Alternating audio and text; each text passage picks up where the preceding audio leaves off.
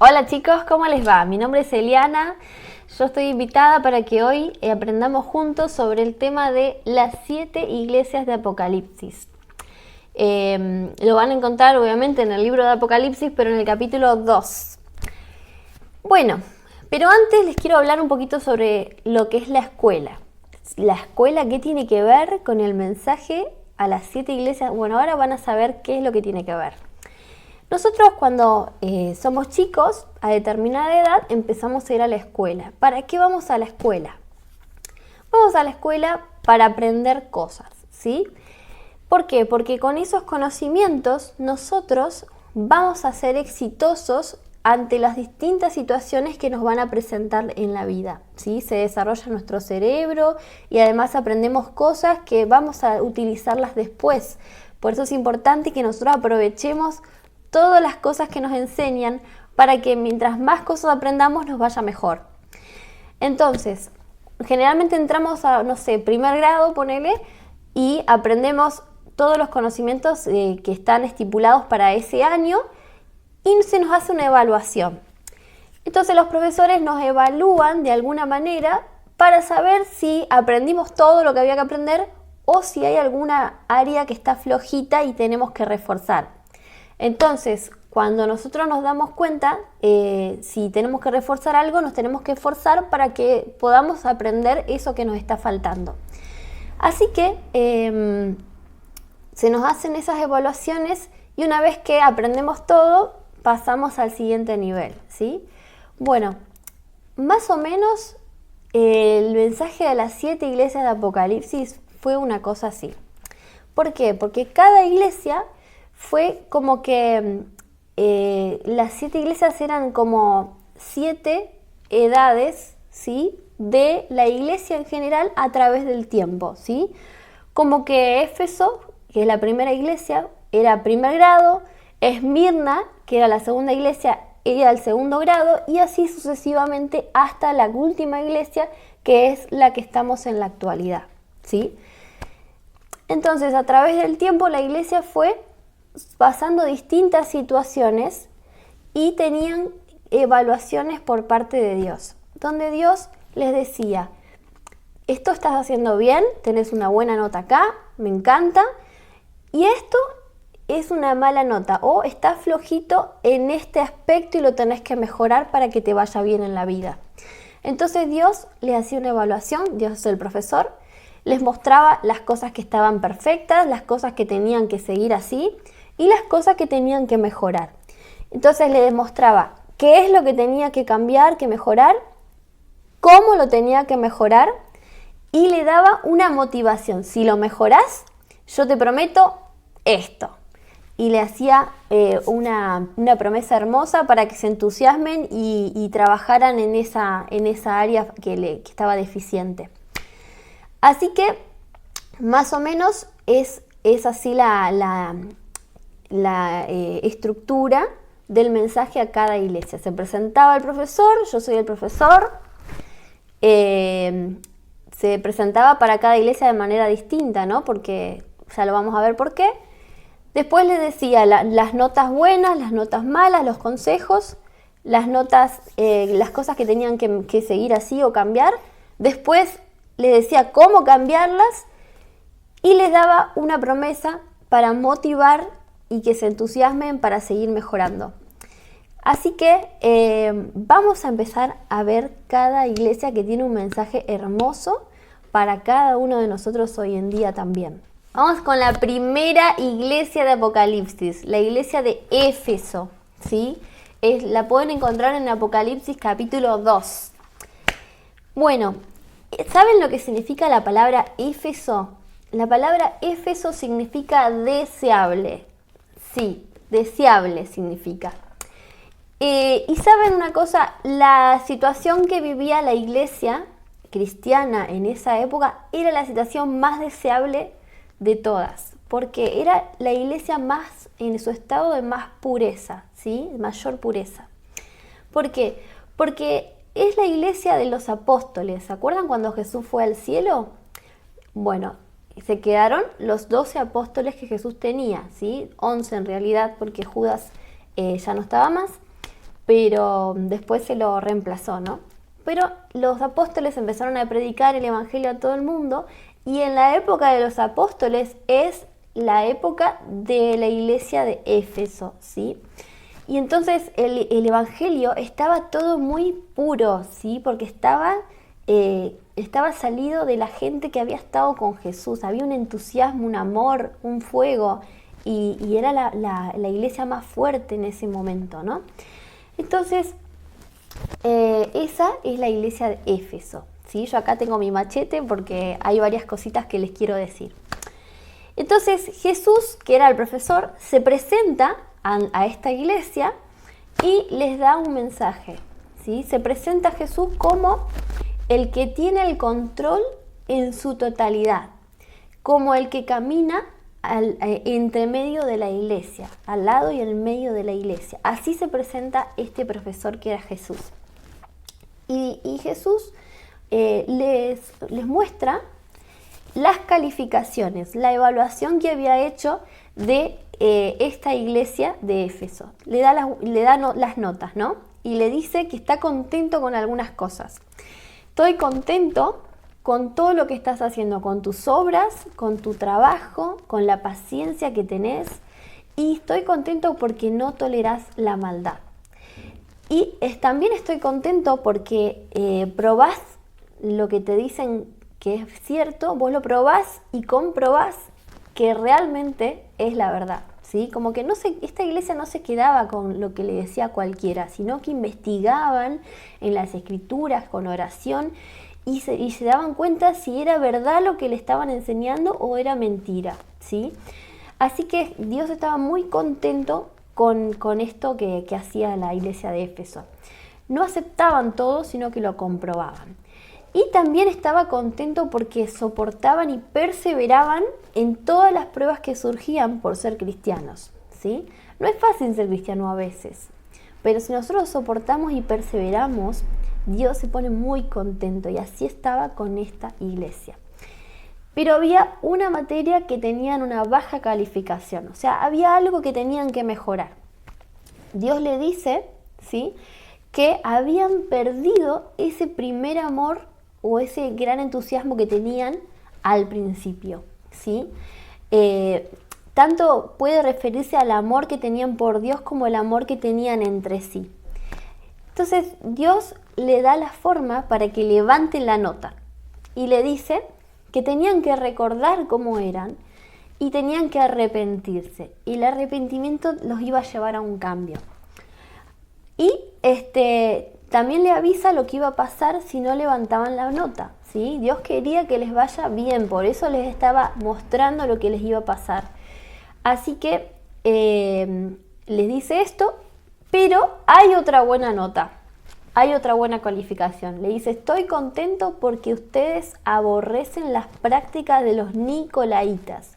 Eran un grupo de gente que creían que el cuerpo estaba separado del espíritu, y que no importa lo que hicieras con tu cuerpo, nunca iba a afectar tu espiritualidad, que nunca iba a afectar la pureza de tu espíritu, ¿sí? Entonces ellos pensaban de que podías hacer lo que sea con el cuerpo, ¿sí?, que no iba a afectar nunca tu vida espiritual.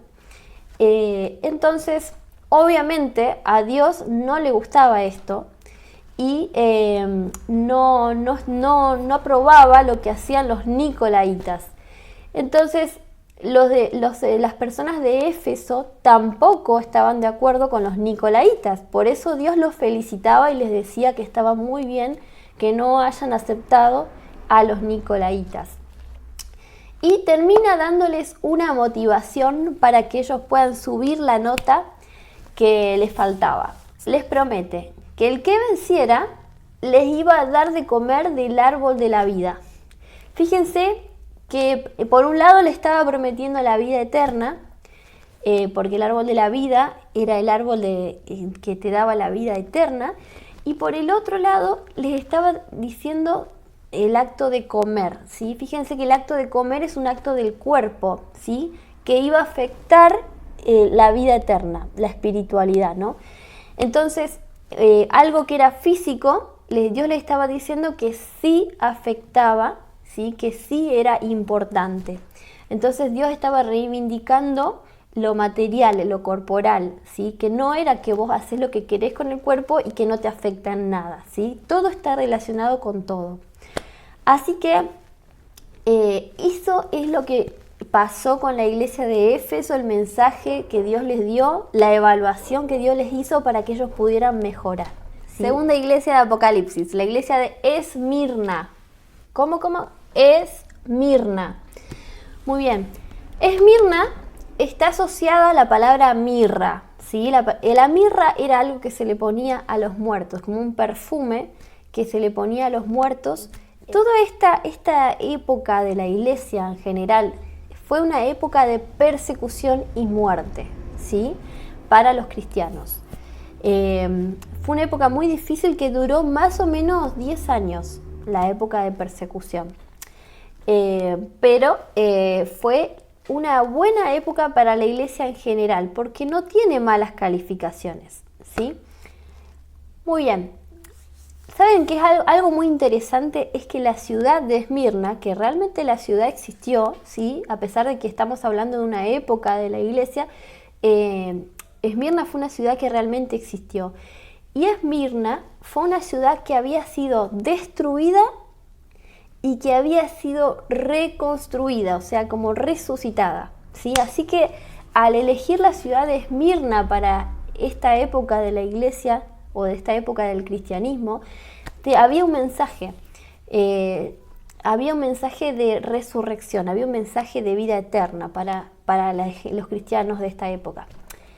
Entonces, ya desde el nombre podemos ver que Dios les estaba diciendo, te voy a dar la vida eterna, no tengas miedo de todo lo que vas a pasar, ¿sí? El profesor se presenta y dice, yo soy el que estuve muerto y revivió, ¿sí? Como diciendo, yo ya superé todo lo que vos vas a pasar, yo te puedo volver a dar la vida. Y entonces vemos que Dios es muy empático con todo lo que tenía que vivir esta iglesia y les da esperanza en todo momento, ¿sí? Dios le dice, yo veo todo lo que estás pasando, tus tribulaciones o podemos decir tus desgracias, tu pobreza, porque los cristianos a veces tenían que salir huyendo y perdían todas sus posesiones, ¿sí? Así que vivían muchas veces en la pobreza en ese tiempo. Así que Dios le dice, y conozco también a todos los que te hicieron mal, los que dicen ser judíos y no lo son, ¿sí?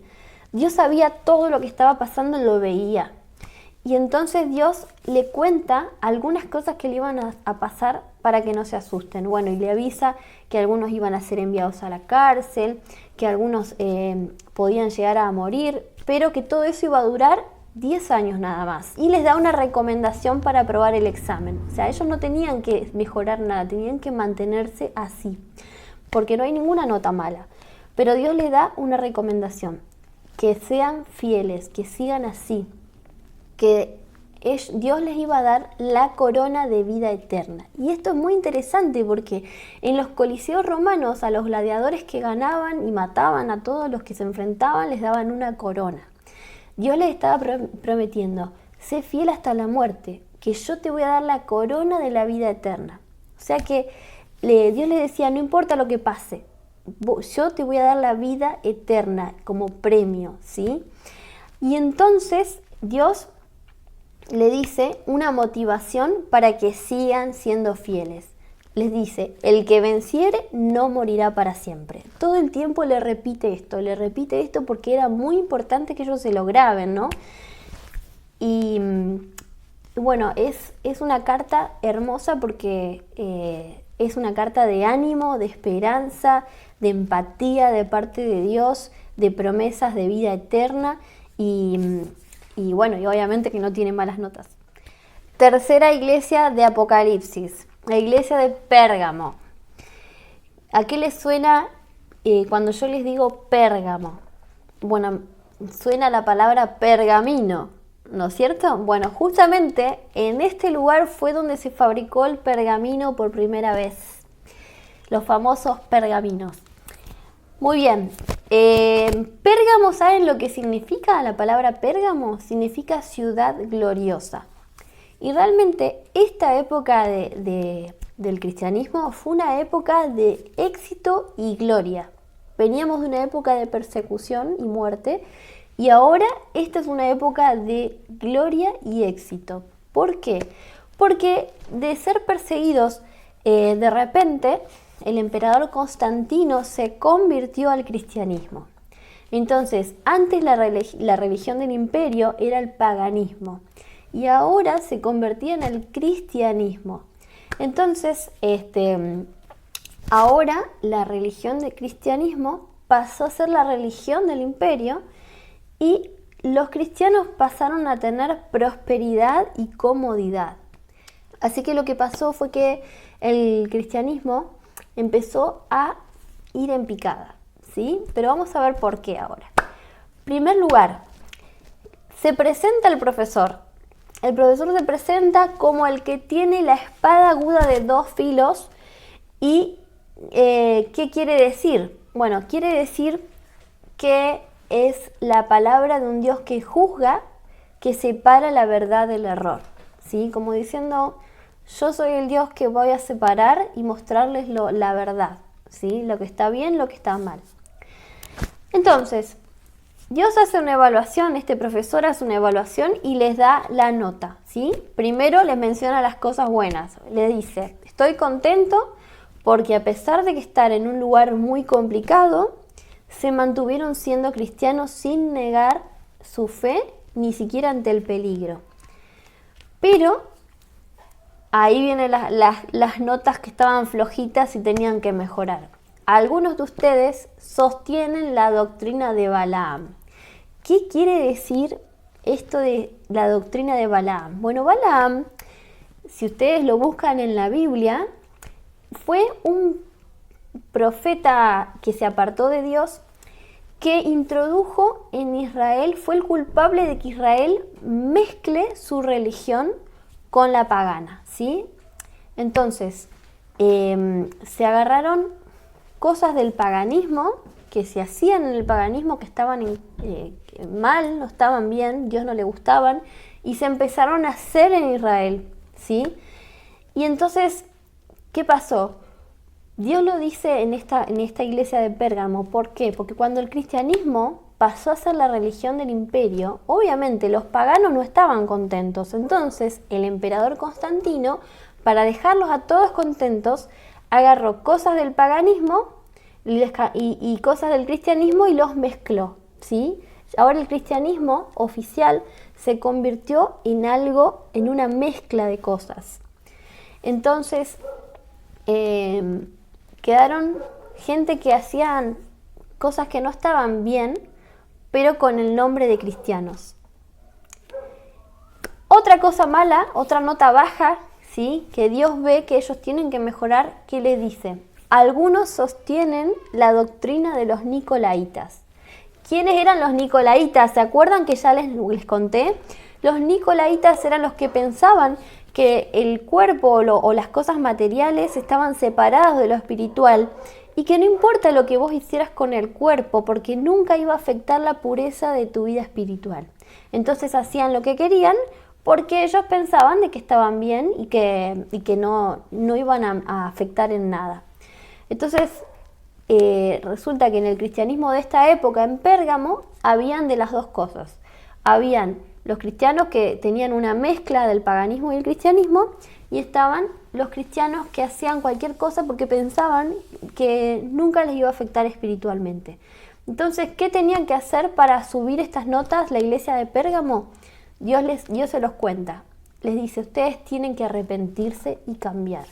Y les da una motivación para que puedan cambiar. ¿Qué es lo que Dios les promete? Les dice que iban a salir inocentes en el juicio y que iban a tener una relación especial con Dios, representada en un nombre único y especial. Así que Dios les promete estas cosas para que ellos se motiven y se entusiasmen y puedan cambiar y limpiar su iglesia de todas estas cosas que estaban mal. Cuarta iglesia de Apocalipsis, iglesia de Tiatira. Bueno, la iglesia de Tiatira fue una ciudad bastante insignificante, hasta podemos decir que fue mediocre. Y realmente este periodo de la iglesia fue bastante malo, ¿sí? Dice que esta carta contiene las acusaciones más fuertes, ¿sí? O calificaciones más bajas, podemos decir, y tiene muy pocos elogios o muy pocas notas buenas, ¿sí? Y dice que incluso algunos dicen que fue el peor periodo de la iglesia cristiana. Así que, ¿por qué? ¿Por qué podemos decir que fue el peor periodo? Y bueno, porque justamente de haber sido perseguida en el pasado, ahora la iglesia empezó a perseguir a otros, ¿sí? Así de mala estaba la situación. Ya vimos que muchas cosas de la doctrina habían cambiado en la iglesia y ahora empezaron a hacer cosas malas, empezaron a perseguir.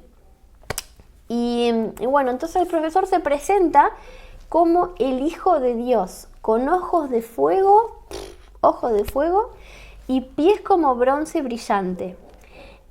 ¿Por qué se presenta de esta manera? Puede ser por dos razones. Primero, porque en esta ciudad de Tiatira se adoraba al dios Sol, ¿sí? Entonces como que Dios se presenta como que saca chapa, ¿no? Decir, yo soy el verdadero Dios. Y también tiene que ver con que la iglesia como institución estaba queriendo tomar el lugar de Dios, ¿sí? Y bueno, entonces como que Jesús saca sus credenciales y les dice, yo soy Dios, ¿sí? Así que les da algunas buenas notas. Tenían un par de buenas notas y le dice Dios que estaba contento porque veía que ellos, la iglesia de Tiatira, obraban con amor, ¿sí? Que algunos eran fieles, que veía todo su servicio y la paciencia que tenían. Y capaz que incluso era más que antes todo esto. Pero tenían que mejorar esto de que creían que tenían la autoridad de Dios, que habían cambiado cosas que no tenían que cambiar y veía a Dios que ellos no estaban mejorando esto. Entonces le hace mucho más hincapié. Ellos estaban haciendo que se cometieran pecados, ¿sí? Y bueno, y no se estaban arrepintiendo. Así que Dios le da motivaciones para cambiar. Una de las motivaciones era que Dios les mostraba lo que les iba a pasar si no cambiaban. O sea, las consecuencias que iban a haber. Dios les estaba mostrando que no era nada lindo lo que les iba a pasar si no cambiaban. Tenía que ver con sufrimiento, con humillación, con tribulación, con muerte. Dios iba a hacer justicia por todas las cosas que ellos estaban haciendo o no haciendo, ¿sí? Entonces Dios venía aguantando muchas cosas y ya no las quería aguantar más. Por eso Dios les da. Y también le da una promesa linda. Les promete que les iba a dar autoridad, que les iba a dar honor y les promete el cielo. Bueno, iglesia de Sardis. Sardis en algún momento fue una ciudad gloriosa, ¿sí? Pero fue conquistada por Ciro. Ciro fue un general que dice que cuando fue a atacar la ciudad de Sardis, la encontró sin vigilancia, la encontró con las puertas, un poco más las puertas abiertas para que ellos entren. Resulta que la gente de Sardis estaba tan tranquila y tan despreocupada que se olvidó de ser vigilante. Y así fueron invadidos por Ciro. ¿Qué pasó con Sardis? Esta ciudad, que había sido gloriosa, empezó a decaer y en el tiempo del apóstol Juan, que fue el que escribió la carta de Apocalipsis, ya era una ciudad casi insignificante. ¿Por qué? Porque no habían sido vigilantes. Y el mensaje a la iglesia de Sardis es justamente esto, que sean vigilantes, ¿sí? Para que no pierdan todo lo que tienen. El profesor de esta iglesia se presenta como el que tiene el control, todo el control y el poder. Y entonces les da las calificaciones. Les dice que le encanta porque ve que algunas personas se mantuvieron puras, pero les da algunas cosas para que mejoren. O sea, tenían algunas calificaciones bajas y las tenían que subir. Le dice que a pesar de que la iglesia tuvo sus buenas reformas, de mano de los protestantes, ¿sí? El cristianismo fue cambiando, ¿no? Hubieron protestantes como Martín Lutero, etcétera, que protestaron contra algunas cosas que se estaban haciendo mal en la iglesia y bueno, mejoró todo muchísimo, pero con el tiempo estos movimientos se convirtieron en instituciones más preocupadas en lo doctrinal. Entonces perdieron el foco en lo realmente importante y que era todo el amor por Dios y el entusiasmo, todo eso que tenían cuando hubieron esos cambios se fue perdiendo. Entonces Dios les dice que se reaviven, que sean vigilantes para que no pierdan todo lo que habían conseguido, ¿sí? Todas las cosas buenas que habían cambiado y habían logrado. Así que le avisa que no van por un buen camino, que sean vigilantes. Y les da una motivación para subir esas notas, para superarse. Les promete que el que mejore las notas, que lo va a tener por inocente en el juicio, que le va a dar la vida eterna en el cielo y que va a estar orgulloso de él delante de los ángeles y delante del Padre. La iglesia de Filadelfia es una iglesia que se caracteriza por su esperanza en la segunda venida, por su esperanza en el reino de Dios, ¿sí? Y esta iglesia no tiene malas calificaciones, solamente tiene que mantenerse así. Así que el profesor, que Jesús, se presenta como el que tiene la llave que él abre y cierra lo que ninguno puede cerrar o abrir, ¿sí? Esta iglesia se caracteriza por que esperaba con muchas ansias el tiempo del fin y la segunda venida, y tuvieron una gran decepción o un gran chasco.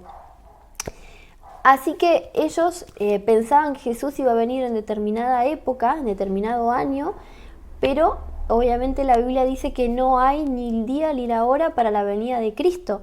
Entonces ellos se llevaron una gran decepción, pero aprendieron esta verdad, ¿no?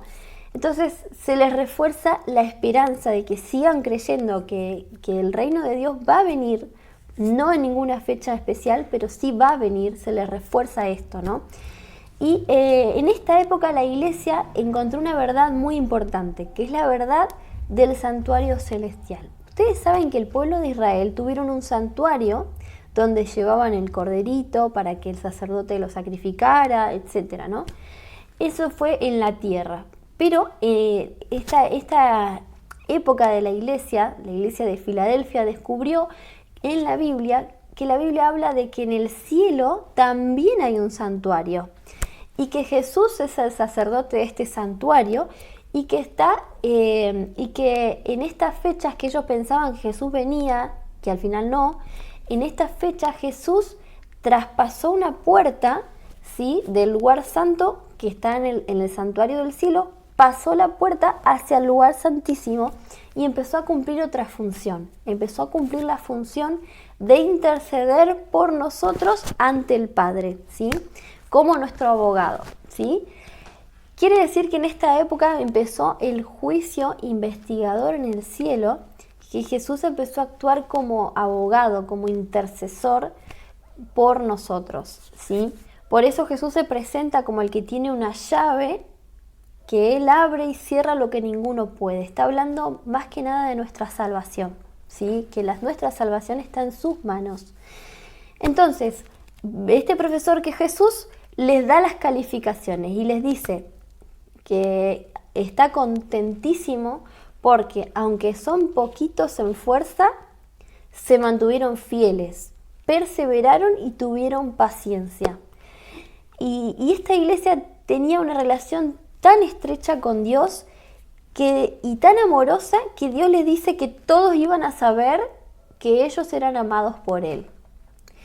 Y entonces les da una recompensa o premio. Les dice que ellos iban a ser salvos en la gran prueba que iba a venir, ¿sí?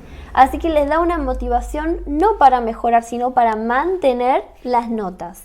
Les dice que el que venciera iba a permanecer por siempre en el santuario de mi Dios como una parte importante. Acuérdense que el santuario se descubrió en esta época, así que es muy llamativo que Dios les haya hablado de esto, ¿no? Y también les promete el cielo y que ellos iban a recibir el nombre mismo de Dios. Todo eso es el mensaje a la iglesia de Filadelfia. La iglesia de la Odisea es la iglesia del tiempo del fin, es la última iglesia. Así que Jesús, que era el profesor, se presenta como el Amén. Se presenta como el Dios del principio y el Dios del final de todo. Y también se presenta como el que es el testigo de todo y por eso sabe lo que dice.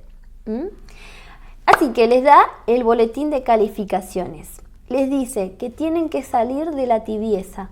Dios ve que ellos no están ni apartados ni están bien metidos en la iglesia, que están tibios. Entonces, un pie adentro, un pie afuera, podemos decir. Entonces, Dios les dice que tienen que salir de la tibieza, porque si no lo va a vomitar, como cuando uno toma agua tibia. Dice que en la iglesia de la Odisea, en la ciudad de la Odisea, habían manantiales de agua tibia sulfurada. Y entonces Dios usaba elementos de las ciudades para ilustrar lo que les quería decir. Así que ellos tenían que salir de las tibiezas, tenían que decidirse, podemos decir. Otra cosa que Dios les dice que tienen que mejorar, otra mala calificación, es en su percepción, ¿sí? En la forma como ellos se veían, se percibían. Ellos pensaban, los laodicenses, que no necesitaban de nada, que eran ricos en todo sentido, ¿sí? Pero Dios les dice todo lo contrario, le dice, tenés que ver que sos pobre y miserable espiritualmente. Así que les da cómo subir las calificaciones. Les dice que le pida a Dios el verdadero oro refinado en fuego. Esta ciudad era una ciudad muy rica, que tenía mucho oro. Entonces Dios les dice, ese oro no sirve, tenés que pedirme a mí el verdadero oro refinado en fuego. Se estaba refiriendo en realidad a un carácter refinado. Eso es lo que quería decir, que Dios se lo podía dar. Ellos necesitaban mejorar su carácter y le decían, pídanmelo a mí, decía Jesús, yo le voy a dar un carácter refinado. Siguiente, le dice que le pida a Dios vestidos blancos que simbolizaban la pureza. ¿Por qué? Porque en esta ciudad se comerciaba con lana negra, ¿sí? Entonces Dios les dice, esa lana negra no sirve, ¿sí? Yo les voy a dar lana blanca, o sea, vestidos blancos hechos con lana blanca que simbolizaban la pureza que Dios les podía dar, ¿sí? Que a ellos les faltaba. Y Dios les dice, pedime colirio, ¿sí? Gotitas para los ojos para que veas mejor la realidad, ¿sí? Esta ciudad eran famosos porque vendían un colirio medicinal, o sea, unas gotitas para los ojos que ayudaban a la vista, ¿no? Entonces Dios le decía, esas gotitas no te sirven, yo te voy a ayudar a ver realmente lo que necesitas, tu realidad, ¿sí? Todo lo que necesitaban para mejorar venía de Dios, ellos lo tenían que pedir. Y así que Dios le dice que lo ama y que por eso le dice todas estas cosas y que quiere tener una relación más íntima con esta iglesia, que Él estaba esperando que lo dejen entrar a su corazón, ¿sí? Así que lamentablemente esta iglesia no tiene ninguna buena calificación, o sea, todos palos eran, ¿sí? Todas cosas que ellos tenían que mejorar, pero Dios se las decía porque quería que le vaya bien, quería que tengan éxito. Entonces les da una motivación para que puedan subir estas notas. Dios les promete que el que superara todos estos consejos les iba a dar la autoridad de reyes en el cielo. Y esta es la iglesia en la que nosotros estamos. Así que el mensaje es para nosotros, que tomemos la decisión de salir de la tibieza, que nos decidamos por Dios y que le pidamos a Dios todo lo que nos hace falta para que podamos mejorar y subir las notas. Estos fueron los mensajes a las 7 iglesias de Apocalipsis. Realmente todo esto se puede comprobar en la historia que se fue cumpliendo, todas las cosas que Dios les iba anunciando a la iglesia a través del tiempo. Hoy nosotros tenemos privilegiados porque podemos ver cómo se cumplió todo lo que Dios les había dicho y también tenemos mensajes para nosotros. Así que aprovechemos estos mensajes para que aprendamos y para que podamos crecer espiritualmente, para que podamos confiar en Dios y para ser cada día mejores personas.